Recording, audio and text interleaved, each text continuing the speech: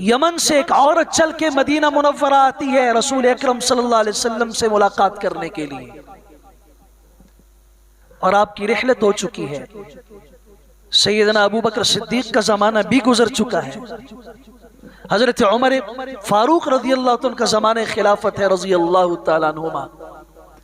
यह औरत तने तनहा सनआ यमन से चलती है, मदीना मुनव्वरा पहुंचती है।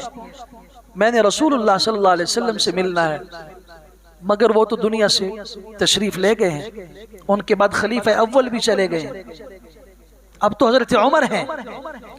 ये आती है कि मैं इस फर्त जज्बात से आई थी, कौन है तुम्हारे साथ सफर में? और का कोई नहीं, अकेले आई हूं।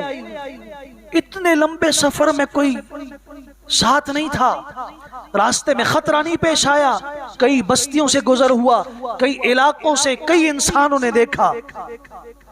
जब निजाम खुलफाए राशिदीन वाला होता है, खलीफा की आंख में हया होती है, काजी आदिल होता है, इस्लामी हुकूमत होती है और खिलाफत होती है, तो फिर उस औरत की जबान से कलिमात निकलते हैं, अमीरुल मोमिनीन मुझे अल्लाह की कसम सनआ से लेके मदीना तक यूं लगा जैसे सारे मर्द एक माँ की औलाद हो।